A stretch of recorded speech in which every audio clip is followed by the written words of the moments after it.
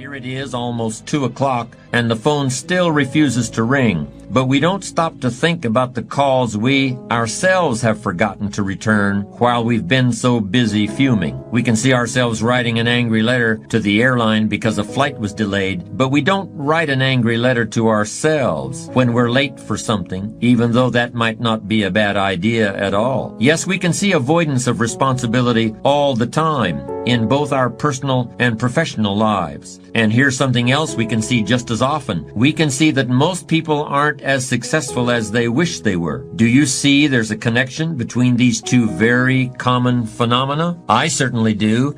And by the end of this session, I hope you'll agree with me. I hope you'll understand that it's in your best interests to take responsibility for everything you do. But that's only the beginning. I'm also going to suggest that many times it's even best to accept responsibility for the mistakes of others, especially when you're in a managerial or leadership role. I can hear you saying, what? Accept responsibility for someone else's mess-ups? Why would I want to do something like that? Well, that's a fair enough question, and over the next few minutes, I'll try to answer. During the years when professional basketball was just beginning to become really popular, Bill Russell, who played center for the Boston Celtics, was one of the greatest players in the pro league. He was especially known for his rebounding and his defensive skills. But like a lot of very tall centers, Russell was never much of a free throw shooter. His free throw percentage was quite a bit below average, in fact. But this low percentage didn't really give a clear picture of Russell's ability as an athlete. And in one game, he gave a very convincing demonstration of this. It was the final game of a championship series between Boston and the Los Angeles Lakers. With about 12 seconds left to play, the Lakers were behind by 1 point, and Boston had the ball. It was obvious that the Lakers would have to foul one of Boston's players in order to get the ball back, and they chose to foul Bill Russell. This was a perfectly logical choice, since statistically, Russell was the worst free throw shooter on the court at that moment. If he missed the shot, the Lakers would probably get the ball back, and they'd still have enough time to try to win the game. But if Russell made his first free throw, the Lakers' chances would be seriously diminished. And if he made both shots, the game would essentially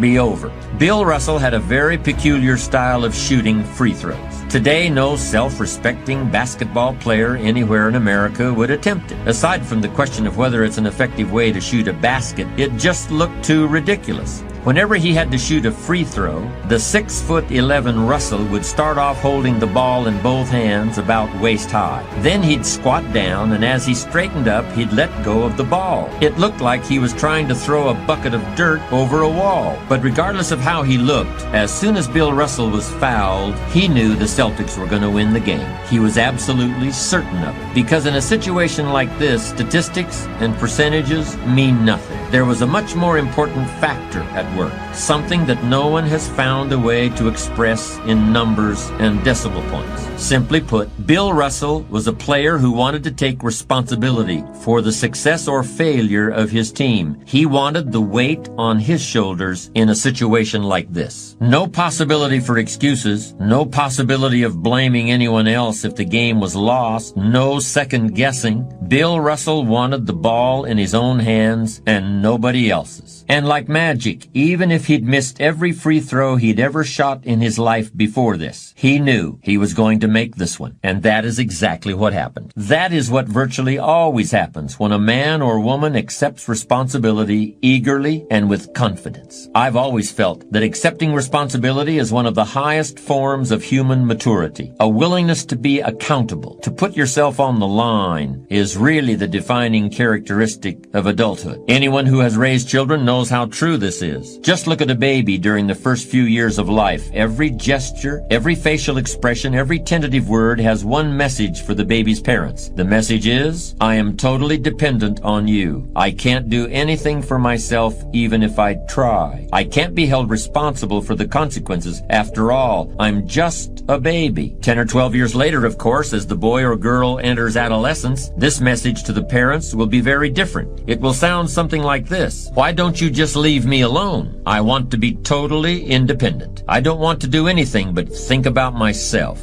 I certainly don't want to accept any responsibility for anything beyond my own very well-defined needs and desires. It's only when we're at last grown up that the first two messages, I'm totally dependent on you and I'm totally independent of you, finally turn into you can depend on me, which is the truly adult outlook. Strange as it may seem, of course, there are people in their 30s and 40s who are still acting like adolescents. And there are even people in their 40s and 50s who are still acting like babies as far as their attitude toward responsibility is concerned. These kinds of people can be hard to have around, especially if you have to work with them. But the large number of people who shirk responsibility can also provide opportunities for you if you are determined to be different. If you decide to be one of the few who embraces responsibility, you can lead, and you will deserve to lead. Churchill said responsibility is the price of greatness. And in my opinion, it's really a rather small price to pay. Let me be more specific about exactly what is involved in becoming a responsible person. It means, first of all, that you accept the consequences of your actions. But I'll go even further than that. Responsibility means you look to yourself as the source of everything that happens to you. It means that you assume command, regardless of the hardships you may have undergone